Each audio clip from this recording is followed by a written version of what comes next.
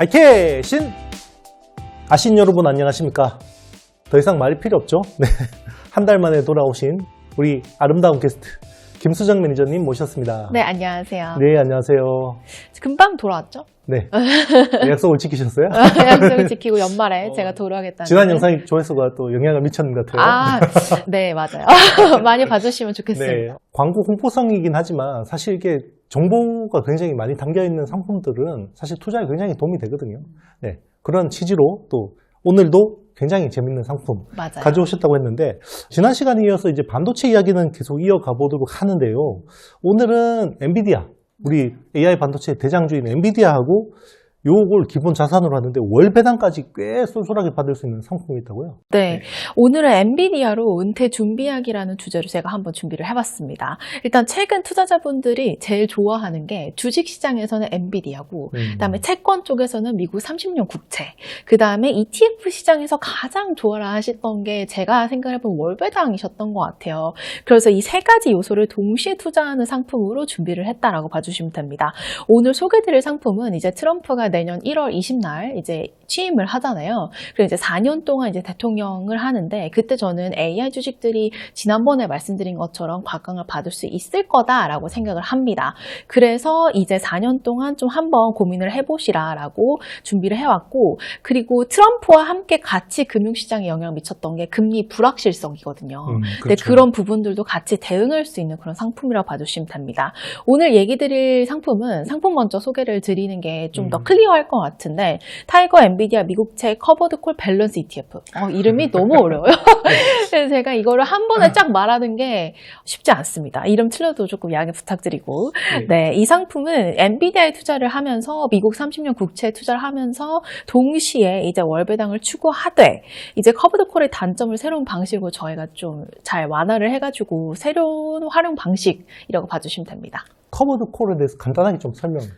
일단 커버드 콜에 대해서 설명을 드리면, 일단 커버드 콜 전략은 안정적인 현금 흐름을 받는 대신에 미래의 수익률을 살짝 포기하는 거라고 그냥 생각해 주시면 됩니다. 미래의 수익률을 지금 땡겨오는 거라고 생각을 하시면 되는데, 그거에 대한 코스트는 미래의 수익률을 살짝 포기를 한다라고 봐주시면 되는데, 일단 상방에 제한이 있고 아무래도 커버드 콜 전략이, 그 다음에 하방은 또 열려 있어서 이런 부분들에 대해서 굉장히 불편하다라고 얘기를 하시는 분들이 계셨는데, 저희가 그런 부분들을 수용을 해서 올해 이제 굉장히 인기가 많았던 게 커버드 콜 2.0 전략이라 그래서 옵션을 매도를 하는데 굉장히 짧은 옵션을 매도를 하고 옵션 판매하는 비중을 줄여서 최대한 추종하는 지수를 잘 따라가되 이제 월배당금은 옵션 프리미엄으로부터 수취할 수 있는 그런 방법을 저희가 착안을 했었는데, 그게 이제 커버드 콜 전략이고, 이번에 저희가 출시하는 커버드 콜 밸런스라는 단어가 들어가 있는 이 전략은 제가 추후에 다시 말씀드리도록 하겠습니다. 네. 쉽게 이야기하면 미래의 어떤 상품, 지금 뭐 우리가 보유하고 있는 상품이 미래에 굉장히 오를 수도 있고 내릴 수도 있잖아요. 그죠? 그런데 많이 오르는 거에 대해서는 우리가 이제 콜옵션을 팔아서 현금화하는 거예요, 현재. 그래서 요걸 이제 프리미엄을 가지고 이제 배당을 나눠주는 거예요. 맞아요. 그래서 이제 배당률을 높여주는 거고요. 대신에 이제 미래에 막 이게 대박이 날 수도 있어요, 여러분. 근데 그거는 조금 제한된다. 제한이 수익이 됩니다. 때문에. 네, 상방이 제한돼요. 그리고 이제 콜옵션을 미리 팔아서 현재 현금화했기 때문에 약간 이제 하락에 대한 것들도 약간 디펜스가 된다. 뭐 그런데 폭락하는 건 어쩔 수 없는 거고요. 그거는 네. 뭐. 네, 김수정 매니저님은 이제 현재 우리 엔비디아를 어떻게 보는지 되게 궁금한데요. 사실 내년 전망 정말 엇갈려요. 엇갈려요. 네, 맞아요. 그렇죠. 이게 뭐 너무 올라서 추가 상승이 어렵지 않겠냐라고 보는 쪽도 있고, 저처럼 오히려 이제 대장주가 이렇게 꺾이진 않는다. 저는 이제 일단 모바일 혁명의 애플 같은 궤적을 보일 거라고 보거든요. 이제 물론 기울기는 초창기처럼 막 이렇게 그 기울기는 안 되지만, 상승의 폭은 저도 어느 정도 줄어들 수 있다고 생각을 하지만 사실 그 상승의 폭이 줄어들어도 여러분 굉장한 매출 성장률을 보여주고 있는 기업이라고 생각을 하고, 일단 시가총액이 1등, 2등 왔다 갔다 합니다. 지금 1등, 2등 왔다 갔다 하는데, 이게 IT 혁신의 주인공이라고 저는 생각을 하고, 다만 이제 엔비디아가 말씀 주신 것처럼 너무 단기간에 급격하게 올라서 밸류에이션에 대한 부담 토로하시는 분들이 많은데, 저는 한 번 더 퀀텀 점프를 할 수도 있다라고 생각을 합니다. 합니다. 이렇게 생각하는 이유는 이번에 이제 일론 머스크가 이제 정부 효율위원장의 이제 장관이 됐잖아요. 뒀지. 네, 맞아요. DOG. 네, DOG가 됐죠. 네, 트럼프 정부가 이제 지명이 됐는데 이 단체의 목표가 미국 연방 정부를 효율화시키는 거예요. 효율적으로 일할 수 있는 거. 근데 항상 일론 머스크는 뭔가 효율성을 추구를 할 때 기술 혁신을 통해 가지고 효율성을 추구를 해 왔거든요. 그러면 이번에도 미국 정부 내에서 효율성을 추구를 할 때 아무래도 기술 혁신을 통해서 하지 않을까라는 게 저의 생각이고, 그렇다면 이거 어떻게 하겠어요? AI 혁명을 통해서 일을 좀 더 간편하고 효율적으로 할 수 있게 하지 않을까라는 게 저의 생각입니다. 그래서 어쩌면 정부 단에서 기술 혁신을 시도하면 이게 흐름이 AI로 올 수가 있고, 이에 맞춰서 미국 정부의 공공부문에서 AI 기술이 도입이 가속화된다면 이에 대한 수혜는 누가 볼까?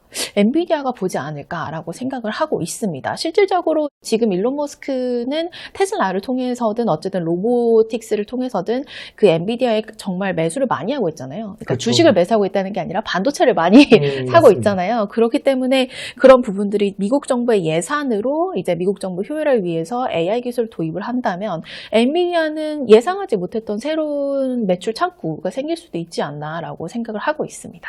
네, 실제로 뭐 엔비디아 컨퍼런스 콜 들어보면 그동안에는 클라우드 서비스 사업자들이 주요한 수요처인데 지금도 50%가 넘습니다. 근데 이제 내년에 새로운 성장 동력으로 보는 게 이제 기업들 온프레미스 쪽 수요하고 정부 쪽, B2G 쪽이거든요. 지금 뭐 펜타곤에서도 지금 엄청난 수십조 원짜리 프로젝트를 지금 준비를 하고 있고, 그리고 이제 최근에 일론 머스크가 엔비디아 GB200, NVL72 빨리 달라고. 네. 빨리 달라고. 네. 이런 분위기만 봐도 충분히 저는 이제 납득이 되는 것 같습니다. 요게 엔비디아가 30이고 30년 국채가 70%. 맞아요. 그렇게 네. 30대 70으로 투자를 한다라고 봐주시면 됩니다. 월배당을 추구하는 ETF라고 했는데 엔비디아 투자를 하면서 이제 국채로 어떤 메커니즘으로 배당을 받게 되는지 좀 궁금합니다. 저 말씀 주신 것처럼 저희가 주식에 커브드콜을 씌워서 상방을 제한하는 건 아니고요. 이제 채권에 커브드콜을 씌웁니다. 근데 제가 이번에 좀 말씀을 드리고 싶은 게 정말 다양한 커브드콜 상품들이 있는데 저희가 이 채권에 커브드콜을 씌우는 이유를 좀 말씀을 드리면 좋을 것 같아요. 이게 일단 커브드콜 같은 경우에는 제가 말씀드렸고 커브드콜이 상방이 좀 제한되고 그 다음에 하방은 열려 있고 이런 부분들을 불편함을 토로하시는 분들이 굉장히 많아서 이런 걸 해결하기 위한 또 다른 방법으로 저희가 찾아낸 게 그러면 기대 수익률이 조금 높은 자산을 커브드콜을 하지 말고 기대 수익률이 상대적으로 낮은 자산을 커브드콜을 해서 여기서부터 현금을 수취를 해가지고 우리가 월 배당을 재원으로 활용을 하고 이 기대 수익률이 높은 자산은 그대로 커브드콜을 씌우지 않고 냅두면 아무래도 좀 둘이 완화가 되지 않을까라고 생각을 합니다. 자산 간의 혼합을 통해 가지고 이제 밸런스를 추구를 해서 저희가 커브드콜 밸런스라는 단어를 적었다라고 봐주시면 되고, 일단 채권과 주식을 혼합으로 해가지고 커브드콜의 단점을 좀 보완을 해봤습니다. 우선 아까 전에 말씀드린 것처럼 기대 수익률이 높은 것은 그대로 냅두고 낮은 거에 커브드콜을 씌우면 분산 투자 효과가 된 다음에 주가 상승 시에는 참여할 수도 있고 그대로 이제 30%는 주가 상승 그대로 참여를 하는 거고, 주가 하락 시에는 당연히 ETF 가격도 떨어지기는 하겠지만 커브드콜이 실행된 낮은 기대 수익률을 가지고 있는 그 채권에 대한 부분에서는 상방이 다소 제한되긴 하죠. 금리가 떨어졌을 때 이제 30년 국채 가격이 원래 올라야 되는데 그렇죠. 이 오르는 폭이 당연히 적어지지만 그럼에도 불구하고 주식이 기대 수익률이 더 높기 때문에 이런 부분들을 완화를 시켜서 저희가 밸런스를 맞췄다라고 봐주시면 되는 거고, 일단 채권을 커브드콜을 씌우면 채권에서 이자 원래 나오죠. 이자, 쿠폰 이자가 나오고 그 다음에 이제 옵션을 매도했을 때 저희가 수취할 수 있는 프리미엄이 월배당에 재원이 됩니다. 그래서 금리 변동으로 인한 채권의 수익은 조금 제한이 되긴 해요. 그럼에도 불구하고 밸런스를 좀 찾을 수 있는 거라고 봐주시면 될 것 같고, 그다음에 높은 월배당을 추구하면서도 높은 기대 수익률 가지면서 그 다음에 미국채 30년에도 조금 그 금리 하락에 대한 베팅도 어느 정도는 할 수 있는 그런 상품이라고 봐주시면 됩니다. 네, 뭐 일단 배당률을 굉장히 높였고 이제 이 배당을 높이기 위해서 미래에 대한 이제 수익이나 이런 것들을 조금 이제 우리가 비용을 치르는 겁니다. 맞아요. 네, 미래에 땡겨서 대한, 받는 거기 맞습니다. 때문에. 그래서 사실 이런 거는 당장 내가 한 달 돈 받는 게 중요한 이제 은퇴자들이 되게 필요할 것 같은데, 사실 이제 뭐 엔비디아도 은퇴해서 되게 중요한 거죠. 네, AI 혁명에서 엔비디아 주식을 가지고 가는 거는 뭐 그럼요. 소외되긴 좀 그렇잖아요. 맞습니다. 그런데 또 이제 매달 생활비도 필요하고 내가 목돈은 또 어떻게 이렇게 해야 되는지 또 굉장히 고민이 많으실 것 같아요. 그래서 이 상품을 특별히 좀 은퇴를 앞둔 분들한테 좀 많이 타깃을 한 거예요. 꼭 그렇다기보다는 이제 퇴직연금 계좌를 통해가지고 ETF 사시는 분들이 있을 것 같아요. 근데 직장인 분들이라면 퇴직연금 계좌는 거의 다 가지고 계시잖아요. 그렇죠. 근데 이 퇴직연금 계좌에서 규정상 안정형 자산을 30% 채워야 돼요. 무조건. 그렇죠. 그래서 내가 주식으로 100% 채우고 싶다고 해서 100% 주식 투자할 수 있는 게 아니에요. 근데 또 내 마음속에는 그래도 엔비디아 혁신은 계속될 것 같고 그 다음에 주가의 비중을 조금 높여서 나의 퇴직연금 계좌에서 알파를 조금 추구하고 싶고 이런 분들이 분명히 계실 거라고 저희는 생각을 합니다.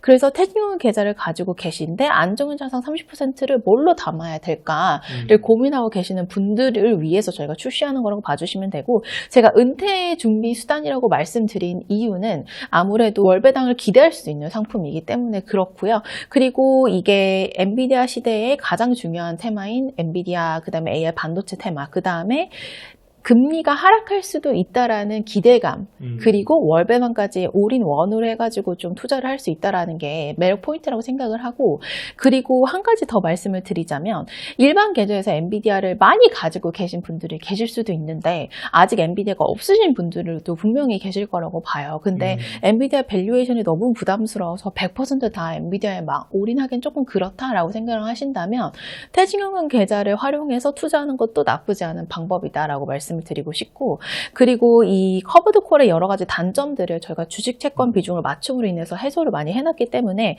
월배당도 상당히 높은 수준으로 저희가 기대해 볼 수 있고, 거기에 더해서 엔비디아, 그다음에 미국 30년 국채까지 저희가 ETF 시장에서 1년 동안 본 가장 인기 많은 것들을 3개를 다 조합해 놓은 거라고 봐주시면 돼요. 제가 아까 전에 그냥 편하게 대표님한테 말씀드리긴 했지만 그 3개를 가장 좋아하시는 것 같길래 저희가 3개를 합쳐서 출시를 한번 해봅니다. 네.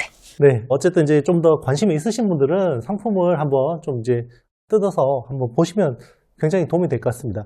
마지막으로 이제 해당 ETF에 대해서 좀 유의할 말씀. 이게 뭐 너무 좋은 것만 이야기하면 또 그렇죠? 그럼요. 네, 유의해야 될 내용들. 네. 네. 이 상품이 분산 투자를 했다고는 합니다. 엔비디아에도 막 주식도 하고 채권도 하고 커브드콜 전략 쓰고 이렇게 했는데 엔비디아 빠지고 금리가 상승하는 국면에서는 당연히 ETF 가격이 빠져요, 여러분. 이거는 어쩔 수 없습니다. 그렇죠. 이게 완벽하게 안정적인 상품이라고 보기는 어렵고. 완벽한 상품은 없습니다. 세상에. 그럼요. 네. 근데 만약에 엔비디아 가격도 떨어지고 금리가 상승한다, 그럼 보통 달러도 같이 상승을 합니다. 맞습니다. 왜냐 안정적인 자산으로 그렇죠. 분류가 되니까. 근데 이게 환 노출형이라서 달러가 상승하면 오히려 이 ETF한테는 이득이 되는 환차익을 기대해 볼 수 있는 거고, 반대로 엔비디아도 오르고 금리도 떨어져서 이제 채권 가격도 올랐는데 환율이 이제 달러 가치가 떨어진다라고 했을 때는 사실상 이 상품은 환 손해가 날 수도 환차손이 날 수도 있는 거여가지고 그런 부분들은 이제 이해를 해주시면 좋을 것 같고, 그다음에 한 가지 더 말씀을 드리자면 솔직하게 저희가 가로 열고 합성이라는 단어가 딱 들어있어요. 상품에. 근데 이게 합성이라는 건 저희가 수합 계약을 맺어가지고 이제 저희가 직접적으로 이제 주식 사고 팔고 채권 사고 팔고 커브드콜 옵션 사고 팔고 하면 비용이 너무 많이 들어갈 것 같아서 이제 옵션 그런 것들을 운용을 직접적으로 하는 대신에 이제 수합 계약을 체결을 했다라고 봐주시면 되니까 그런 부분들도 참고를 해주시면 좋을 것 같습니다. 네. 네. 어쨌든 뭐 좋은 장점들도 굉장히 쏙쏙 꼽아서 만든 상품인 만큼 또 이런 우리가 생각해야 되는 리스크들도 잘 염두에 두시고 여러분들 본인 자산에서 일부 비중으로 이렇게 투자하는 거 굉장히 한번 검토해 볼 만한 것 같습니다. 네, 자, 지금까지 우리 김수장 매니저님과 오늘도 유익하고 정보가 쏠쏠한 이런 시간이었던 것 같습니다. 자, 여러분 그러면 저희는 또 언제 뵙나요? 또 언젠가? 조만간. 아마 내년? 네, 내년이 될 것 초쯤에 같아요. 될 것 같아요. 연말이니까. 네, 내년 초에 우리 한 살씩 더 먹고 한 살씩 더 먹고. 찐 표정 나왔어요. 한 살씩 더 먹고. 네. 네, 괜찮아요. 네, 아직 괜찮습니다. 네, 괜찮습니다. 네, 저희는 내년에 뵐까요? 그러면 네, 여러분 안녕.